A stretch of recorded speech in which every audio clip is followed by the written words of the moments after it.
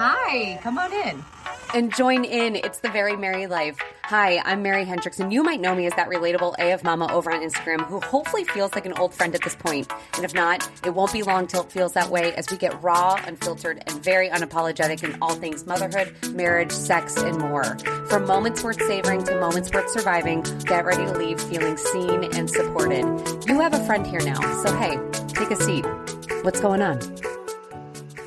Hello. Hi, guys. Welcome back to the Very Merry Life. This is season 2, and we are kicking things off right this very second, and I'm so excited. There's going to be a couple of changes happening with the Very Merry podcast. Nothing too significant. I did dabble with the idea of renaming the podcast, but it's hard. I think, it's an extension of the community I built on social media, the Very Merry Life. I have my website, I have my pages, everything. And I wanted to keep it in line with that because it is my life. And I'm going to talk about the things that bring me joy in my life and talk about the big portions of my life and everything there is. So I might as well keep it the same because it's the Very Merry Life. But we do have a semi-monthly co-host. That's going to be Katie from Mommy Needs More Wine. She's going to be joining me twice a month to get on, and we're going to just chit chat like good old friends do. I am going to be restructuring things. So you're going to be hearing 2 solo episodes from me a month. You might be hearing 1 or 2 episodes from me and Kev in terms of like marriage. And then obviously you got Katie, so she's going to be twice a month. And then I'm going to have guests come on. And then there's also going to be one surprise episode in the middle of the month every Wednesday. And that's going to be a real life mom feature. And I'm doing air quotes as I say that because obviously everyone I bring on my podcast is a real life mom. But this was something that was heavily requested from you all, was to bring someone on that may not be totally present on social media, but does have a significant story to share. And I think that that's important to get out there because, what I do when I share my life publicly, I really don't know why I do that sometimes, but I do, and I don't mind sharing that. But my story is not any more important than yours listening in the car as you're doing whatever you do in your ordinary day. It's just that I am in the forefront, in the limelight a little bit with my story. And sometimes that makes us think that, I don't know, there's like a hierarchy, and it's crap because I am an ordinary mom. When you see the recording of this, I am sitting in sweatpants that have a bleach stain on them and one of my favorite sweatshirts without any makeup on, just recording this in my bedroom that have a crap ton of laundry behind me. Because I'm just a mom that for some reason doesn't care to air her dirty laundry. Literally, you should see my closet right now. Oh my God, you should see my dirty laundry.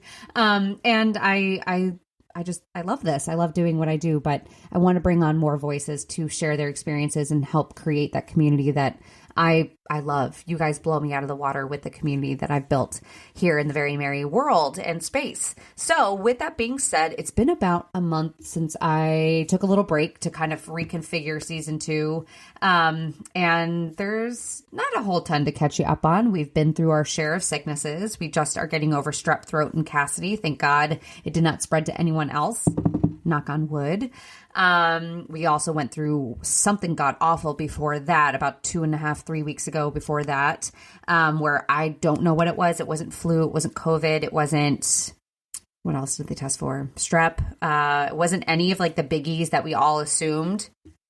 And it knocked my kids down harder than I've ever seen them get sick before. They had 104.5 fevers for like 3 days on end, where they were like couch bound, lethargic, completely out of it. Obviously still drinking water and eating food here and there. And then obviously Motrin and Tylenol would bring it down. And then all of a sudden they would bounce back to life. But the moment that fever hit again, they were just down and out. And then they had like terrible stuffy noses and terrible relentless coughs. And it was awful. And then I got sick with it, whatever it was. And I'll be honest, like I laid on the couch moaning and groaning and that's not like me. I'm a tough little cookie. I think us moms are tough little cookies, especially when it comes to us being sick and also being parents. But I laid on the couch just so out of it. And then before that, like literally the week before that all started, I got hit with vertigo. And it's been a month of just sickness and not feeling great and not being like 100%. And it's awful. But on an upside, it is like 75 degrees and sunny and blue skies here in New Jersey. And it's been like that consistently. And I think we're supposed to dip down a little bit lower, but I can tell you right now, like, I don't hate everyone. It's just that I missed the sunshine. That's how it's been. That is how it has been. So, there's that going on. Not a whole lot in Kevin's world. Not a whole lot in the kids' world. We signed Cassidy up for kindergarten, so she's all registered on that end. I did not expect to get as emotional about that as I did. And funny enough, one of you, if you're listening, are from my town and didn't realize that I lived in town. And you noticed me when we were at kindergarten registration and said hello. And it was very funny, but I felt bad because I kept my sunglasses on, and I'm very polite. I will credit myself to that. I am very polite when I meet people and I shake their hand, and I like to refer to someone as their name. Like, that's a big thing for me, is whenever I meet someone or if I am on the phone with someone, I'll always be like, when I finish up a phone call with someone, I'll be like, thank you, so-and-so, whatever your name is. Like, I'm always, or hi, so-and-so. Like, I use your name a lot because I want you to know that I remember it. And I feel like it's polite. But with that being said, whenever I meet someone, I typically will take my sunglasses off. I do. I don't know why. I don't know. Is that rude to keep your sunglasses on? Personally, in my book, I think it is. But anyway, I had to keep them on because I was bawling my eyes out, and I had to keep them on. And I looked at her name, I believe was Mel. So hi, Mel, if you're listening. I said to you, I was like, I'm so sorry I'm keeping these on. But I just suddenly got hit with a wave of emotion that I did not anticipate. Holy heck. Like, yeah, kindergarten registration, that just snuck up on us. Like, wasn't she just born a second ago? Wasn't I just pregnant and having her and counting our blessings that her delivery went the way it did, and that nothing more went wrong? If you haven't listened to that episode, you can listen to like my birth story with Cassidy.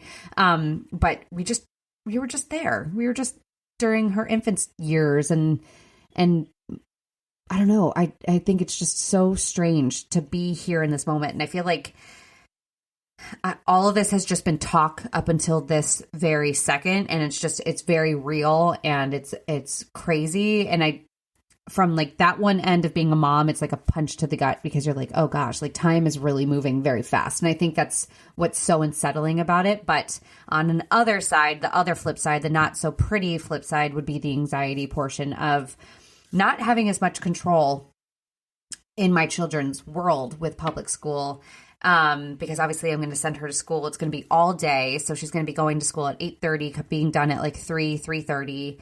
And then I get her home, and I don't think kindergarten, they do as much homework, but eventually that's going to be the case where she's going to come home. We're going to have like 2 or 3 hours worth of homework, and then dinner, bed. And I get like 4 hours of time with my kids. And most of that time is probably going to be a headache of us trying to complete a piece of paper that she probably will forget about, like I used to do as a kid. I don't know. There's just like something about that where I really disliked that feeling when I was at the kindergarten registration, and I hate that idea. But on the other end, like, I don't think I can homeschool. Like, I know I could. I know I'll have people listening to me that do homeschool that will be like, you can do it. Any parent can do it. I know I can do it. I don't think I want to do it. I think that's what I'm really trying to get at, is I want to build this community. I want to build this podcast. I want to build the brand that is The Very Merry Life, and have this be something extraordinary and something that is more than just a Instagram page and goofy videos. And I don't think I can do that and adequately dedicate time to homeschooling and adequately dedicate time to, this business. But also, like, if I did homeschooling, I know it's not just sitting in a house all day and doing schoolwork. And I know with a kindergarten, it's like 30 minutes and stuff like that. That's great. But also, I would have to be in charge of making sure that they're getting out and socializing, and making sure that they're getting out and doing activities that would replace school and stuff like that. And again, I don't know how much time I have, and I have 3 kids, and it's hard enough getting out of the house with 1 kid, let alone 3, and planning all these activities. And I don't know, there's just something very intimidating about it. So I don't think homeschooling is going to be an option for us, but it's not off the table, especially if all this school shooting shit continues, because that terrifies me, and I'm not going to get into the politics of it. But I don't think it is a political, well, it is a political issue. I don't know how anyone can argue anymore about either side. I don't know. Anyway, I'm not going to get into it, but. We'll be back after a quick break. Eye-Opening Moments podcasts are real-life stories of adversity, encounters, and perspectives. They are moments that can lift your spirits, give you some food for thought, or move you. For the introspective mind that likes to reflect, discover, and find solutions or meaning in a complex life, listen to Eye-Opening Moments podcasts. It terrifies me as a mom. It terrifies me. There's just that what if now that I have on my list of shit that we shouldn't have to add, like I'm going to ask myself, what if a kid is mean to her? What if someone comes to school with a gun? But anyway, I digress. Yeah. So that happened. Like I said, the kids got sick. Oh, you know what's funny? We're going to actually get into this, is I got shamed online. I don't get too many negative comments on Instagram, or not so much on Instagram, not in my DMs at least. I don't get too many like shit DMs from people, but it's more in my comment section from random people that don't follow me, specifically men or women who don't have children, or older women who had children years and years and years and years and years ago, where they probably have forgotten everything because they've gotten amnesia. I don't even know. But a lot of the times, probably 9 out of 10 times, it comes from men, which just makes me laugh. But someone shamed me because I made a reel. And if you haven't seen it, it's just me holding Haley with a thermometer, saying, when your kids are sick again. And I'm saying in it, does anyone know where I can buy a net? Because I can't seem to catch a fucking break, type of thing. And someone commented on it saying, like, my child never gets sick. He's 2, he never gets sick. And it's probably the shit food that you feed them, and basically just blasted me, shamed me to shit. And it was intriguing to say the least. But I kind of don't take that shit anymore. I don't really put a lot of weight into comments like that, because I always look at who is saying it, and does it really matter? Like, if it were coming from my mom or someone close to me in my life, then yeah, that probably would hold a little bit more substance. But because it comes from some stranger on the internet who I have no idea who they are, what grade of person they are, what their life is like, any of that, I'm not going to take a single second of anything that is being said to me on that end. But when they said that, I actually shared another reel, and I would encourage you guys to read it, but I'm going to talk about it here. It really brought me to a quote from a season of Ted Lasso. If you haven't watched that show, please go watch that show. Kevin and I started it a few weeks ago when we were all sick. That's something that we started, tapering back into this whole sick talk. And there is a episode in it, and I'll find out the specifics. If you go to the reel, you'll find out, but I'll go to the specifics. It's season 1. I want to say episode 8.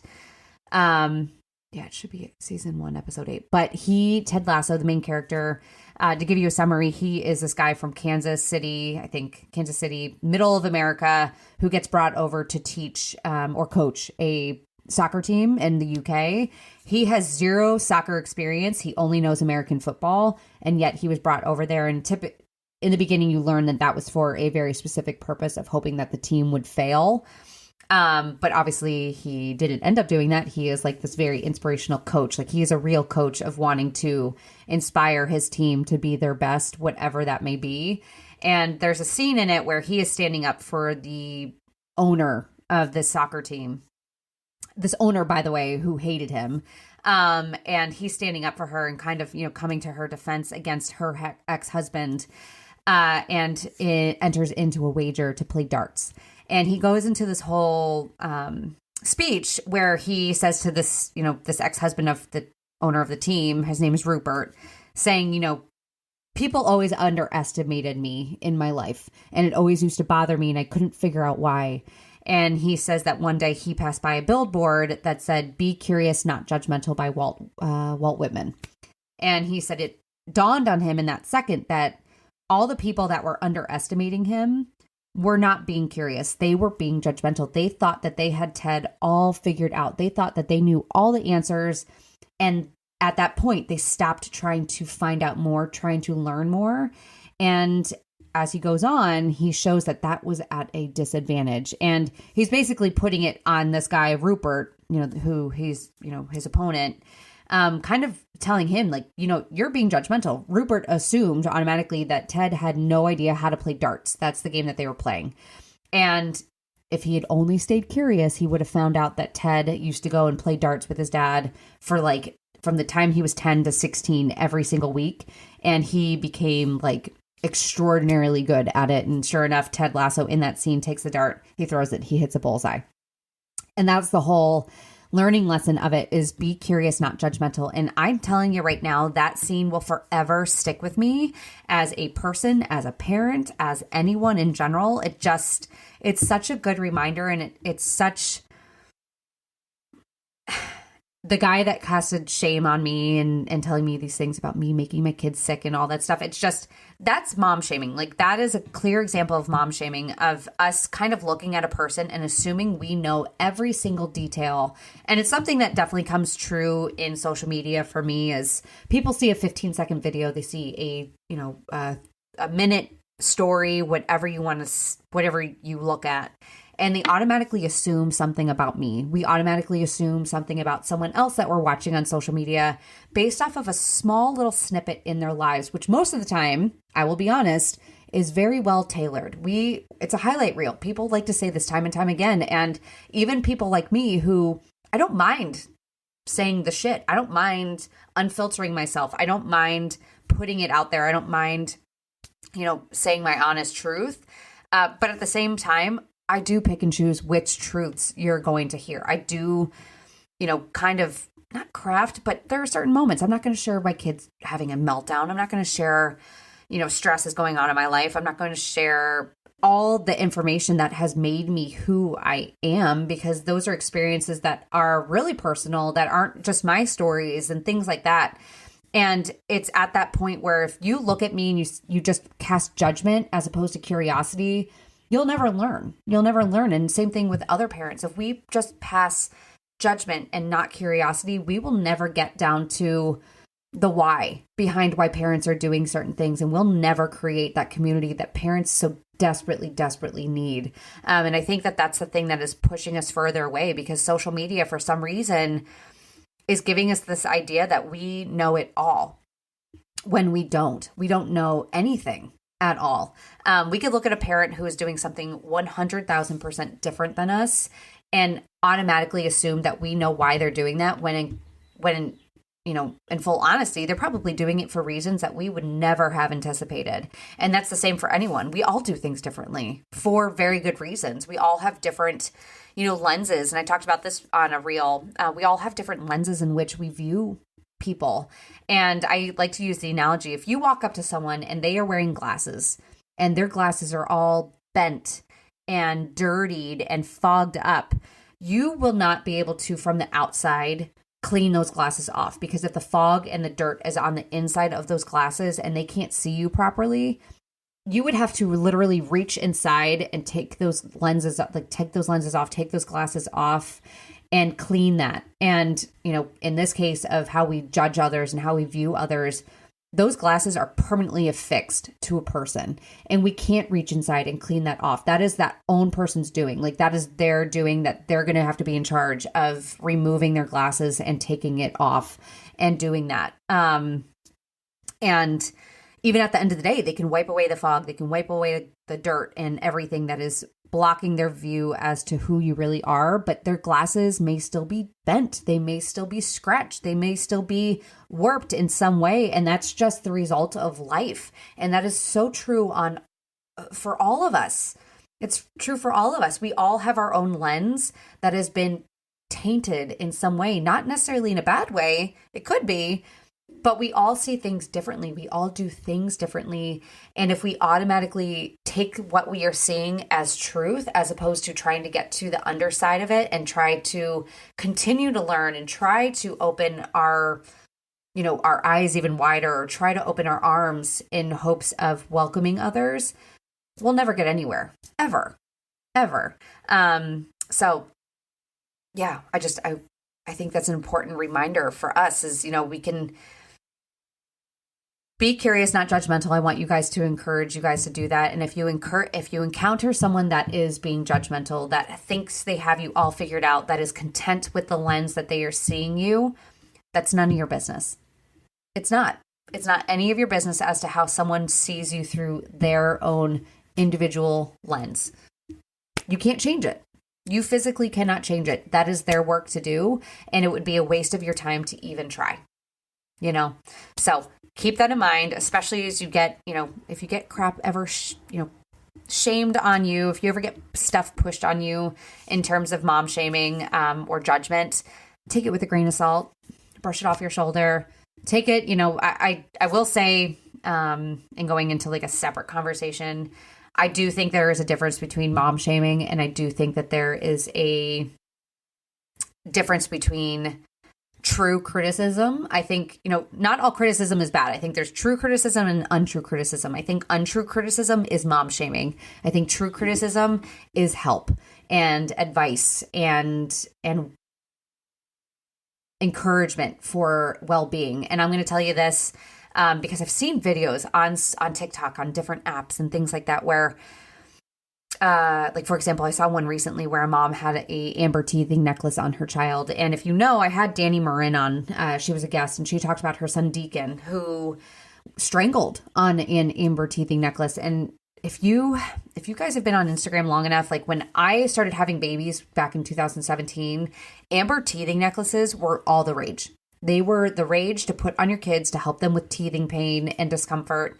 And you saw every influencer doing it. And Danny talks about her experience of, seeing it and doing it.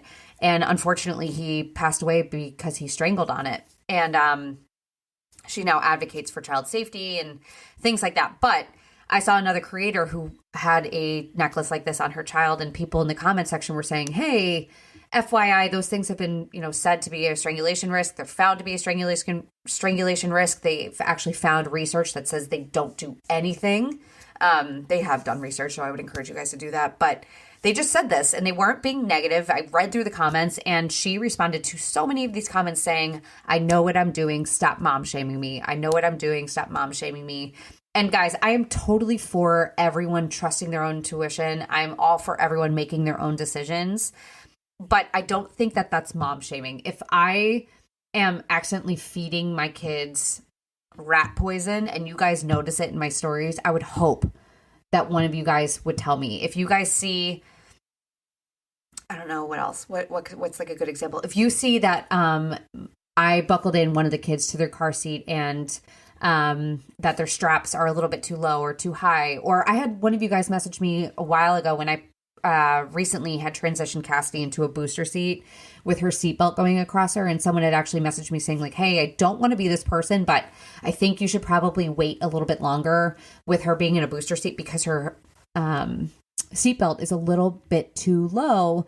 And if that ends up being the case, it's not as safe. And I thank them for that. Or this is a better example. I had crib bumpers on Haley's crib not too long ago. They're breathable. I say quotations. They're breathable bumpers. And I had them on her crib. And when I actually did a funny one of like about sleep regression, I had people in the comment section more on TikTok than Instagram saying, hey, FYI, those aren't safe. I had a woman who specializes in safe sleep on TikTok actually stitch my video. And I replied to her. And the comments in the main video that I stitched back all said, I'm so glad to see that this went so well, because I think people expected me to stitch her back and be defensive and be like, mind your own business. These are fine. I know what I'm doing. My kids are fine. Like, I think people expected me to be on the defense, and I wasn't at all. I got on and I said, thank you so much. I had no idea, because there are so many things that are not regulated in terms of safety, and marketing practices prey on moms. They prey on moms. For example, the Snuggle Me Organic. That motherfucker, I used it with two of my kids. The Fisher Price Rock and Play. Things like that. Docatot. Fisher Price Rock and Play was recalled. I think it was recalled in 2018, I want to say. And was recalled because 30 babies had actually died. And they recalled it, and not funny enough, but you know what I'm trying to say. They actually found that 70 more deaths occurred even after the recall because people refused to get rid of it. And it was like survivor bias, where people were like, my babies were fine in it before, I'm going to continue using it. I will be 100% honest. I did the same exact thing. I kept it for Spencer. I even kept it for Haley a little bit with the same survivor bias. And the more and more I researched it and found out how much more disaster occurred because of this thing, it was out on my curb. Same with the Snuggle Me Organic. I had it for Cassidy. She slept in that thing. She slept in it unattended in her crib. And that was because at the time, the Snuggle Me Organic, same thing with amber teething necklaces, came out when... you know, I think it was when Instagram was really starting to pick up steam, but you saw all of these pictures on influencers' pages of their babies sleeping all swaddled up in this thing. And that's what you assumed it was for. And of course, this company is going to cover its butt and put a little in fine print on the side being like, not suitable for sleep. But they know damn well that that's what it's being used for. And in the time from when the Dakatot to now, like they found between, I think it's 2012 to 2019, I'll verify sources, but I would encourage you guys to look this up. They found that there was, I'm going to get my numbers wrong. I want to say like over, shit, I know I was just looking this up. I'm going to make up numbers right now, but I want to say, I think it is around like 20 deaths per se. 20, about like 20 deaths between these certain time period. And they know that it is from these sleepers. They know it's from these anti-roll devices that people have come in contact with. And it's happened with the Dakatot. It's happened with the Snuggle Me Organic, where there is a risk of babies rolling over or rebreathing or suffocating and things like that. And the CSA, I think it's the CSA, but the like pediatricians are saying no more, get rid of it. And people are totally for it, and these companies aren't pulling it, which is shit. Because if you Google Snuggle Me Organic, or if you look up the hashtag on Instagram for Snuggle Me, sorry, my phone is dinging. Let me put on Do Not Disturb. But if you look up these things, the hashtags for Snuggle Me, you're going to find a bunch of images of babies sleeping in it. And that I mean, Fisher Price pulled their Rock and Play. Thankfully, they recalled it. These other companies haven't done so. I know other countries have actually banned the use of these, but these companies have not done anything. Instead, they're standing by we don't say that they are for sleep. They are for lounging and daytime use and supervised use. I think that's utter shit, and I will never work with them. They've actually approached me before, and I've turned them down every single time. Yeah. So anyway, this whole conversation turned into something much more bigger than I anticipated. We're talking about mom shaming and not mom shaming and true versus untrue criticism. But I think it's important to note that not everything is mom shaming. And at the end of the day, I think it's important to recognize that. And I understand the defensiveness of a critique, especially in our job as parents, because this is the most important job we will ever do. Ever. This is the job that we hold to the highest standard ever. It's not just a simple, you mess up, you start over. If you mess up, it could be life and death type of thing. So we really take criticism to heart, for understandably so. And I also think society has not made it easy for us. Society has fucked us, essentially. It has pinned us moms against one another. It is a constant mom war, day in and day out. And it doesn't always have to be that way. And I think it's the war that we have waged versus one another that has led to the village slowly dissipating. And I think the first step of allowing that village in is allowing the village to speak, even if what they say may hurt our heart. Because it's not something necessarily against you. And I'm going to tell you this, I'd rather be humbled for 5 minutes and feel that than potentially ever feel grief because I messed up so much in something that could have been fixed if someone had just said something. So if someone corrects, your car seat placement, or corrects the way the buckles are on a car seat, or corrects I'm going to say something. I don't even know what. I don't know. Something. Or having bed bumpers on or something like that. Like, if someone is going to say something like that to you, take it and just say thank you. You don't have to say anything more. Just say thank you, or if it's something where someone comes up to you and just say, thank you, we're working on it, or thank you, I didn't know that. I'll look into it. And I would encourage you to really look into it. There is mom shaming. I think mom shaming would be like the old lady in the grocery store that's going to say, go get socks on your baby, even though the baby keeps pulling it off. I think mom shaming comes in terms of, you feeding your kids chicken nuggets because it's literally what your kids will eat, and it's going to save your sanity so that way you're a much happier mom in the long run when someone doesn't know your circumstance. I think mom shaming is anything that can't be fixed in 5 minutes or less. And I've talked about this before, that 5-minute rule. For example, that 5-minute rule, if you see someone's car seat buckled wrong, that could be changed in 5 minutes or less. You see a kid wearing an amber teething necklace, that could be changed in 5 minutes or less. You see a kid sleeping in a Snuggle Me Organic, that could be changed in 5 minutes or less. The things that can't be changed in 5 minutes or less are things like your child is throwing a tantrum and someone comes up and be like, my kids would never do that. That's not helpful. That did not help me. If you want to help me, make sure my other kids, while my one child is throwing a tantrum, don't run into traffic while I'm stuck in a parking lot. You see my diaper bag fall over because my kid knocked it down and is screaming his head off. It wouldn't help me for you to come up and be like, you should really work on your parenting, which is bullshit, but no one would ever say that. But you should really work on this. That doesn't help me in 5 minutes. Instead, what you can do is pick up my diaper bags and the contents that just spilled out from it and make my life a little bit more simple so I can handle the situation. Mom shaming does not, mom shaming looks like the douches on airplanes that complain about a crying baby as opposed to offering something for us. That's mom shaming. Helping and well-being for a child, I don't necessarily think is mom shaming. I understand it sucks. I understand it hurts, but I think that's a really big distinction that we need to keep in mind. I also think we need to be kind about it. I think there is a certain approach to how we message these things. But I'd rather you guys message and say something and have one person be mad at you than not, if that makes sense. Because who knows? Who knows what that situation could do and save and change. So anyway, big conversation here, guys. We're at about 32 minutes. I'm going to keep this episode short. I'm going to try keeping episodes a little bit shorter than what I've been doing. Again, I jumped into podcasting with zero clue as to what I was doing. But I'm super glad I did because I learned a lot with season 1, and season 2 is going to be so much more structured. It's going to be so much more fun.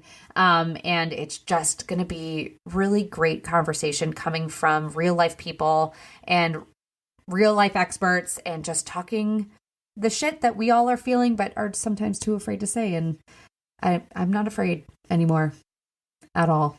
I'll go to bat for you guys. So go have a great day.